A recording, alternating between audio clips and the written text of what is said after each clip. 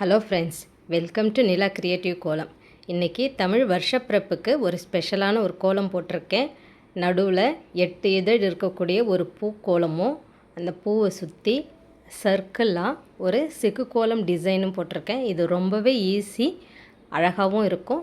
First நம்ம இந்த உள்ளே இருக்கக்கூடிய வட்டத்தை ஃபஸ்ட்டு போட்டுக்கலாம். இதுக்கு 3 புள்ளி 2 புள்ளி வச்சு போட்டிங்கன்னா ஒரு சர்க்கிள் ஈஸியாக வந்துடும்.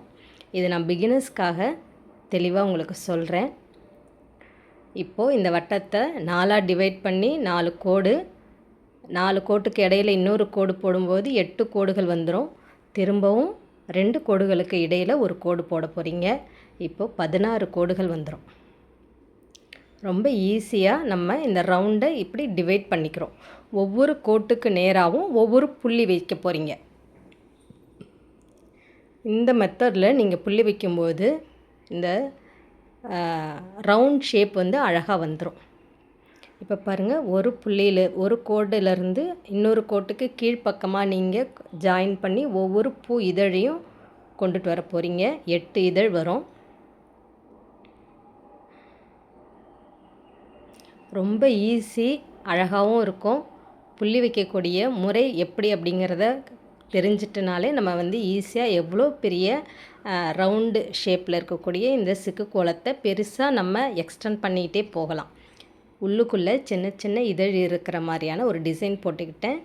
இப்போது ஒவ்வொரு புள்ளிக்கு மேலேயும் இந்த கோடுகளை இணைச்சாக்கா இன்னொரு 8 பூ இதழ் வந்துடும்.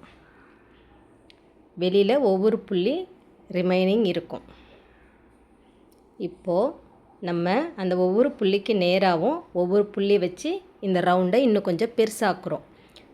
அந்த பூ இதழுடைய முனையில் நம்ம ஒரு புள்ளி வச்சோம் இல்லையா ஆரம்பத்தில், அதையும் சேர்த்து அதுக்கு நேராகவும் புள்ளி வைக்கணும். இப்போது 2 புள்ளிகளுக்கு இடையில் ஒரு புள்ளி வைக்கிறேன்.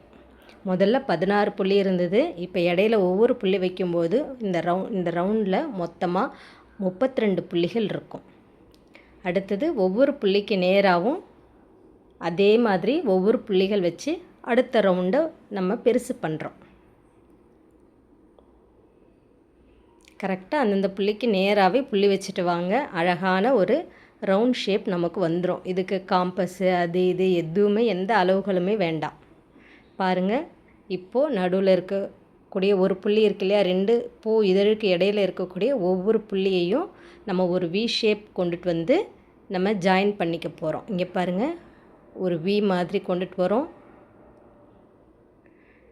இந்த முனையும் இப்படி வளைச்சி சிக்கு கோலம் டிசைன் வந்துடுது பாருங்கள். இப்படி தான் நம்ம ஃபஸ்ட்டு போடணும்.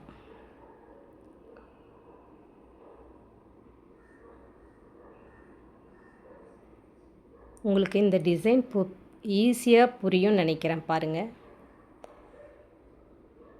இப்போ நம்மளுடைய ஒரு ரவுண்டு ஃபினிஷ் ஆகிடுச்சு. அடுத்த ரவுண்டு இதே மாதிரி ஒரு 8 நம்பர் 8ன்னு போடுவோம் இல்லையா, அந்த ஷேப்பில் நீங்கள் வளைச்சி எடுத்துக்கோங்க.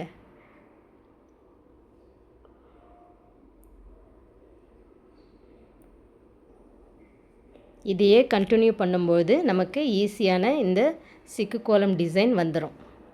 இது ஒரு பார்டரில் போடக்கூடிய ஒரு டிசைன் தான் இது. இதை நம்ம ரவுண்ட் ஷேப்பில் கொண்டுட்டு வந்திருக்கோம். ஒரு வி ஷேப்பு. அடுத்தது பேக்கில் இருக்கக்கூடிய ஒரு புள்ளியை நம்பர் 8 மாதிரி நம்ம வளைச்சி எடுத்துகிட்டு வந்துக்கிறோம். அவ்வளோதான் இந்த கோலம் டிசைன்.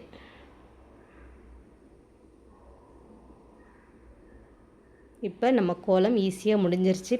பாருங்கள், ரவுண்டு கரெக்டாக இருக்கும். இப்போ நம்ம அழகுக்காக ஒவ்வொரு கேப்லேயும் ஒவ்வொரு 3 புள்ளி வச்சுக்கிறோம்.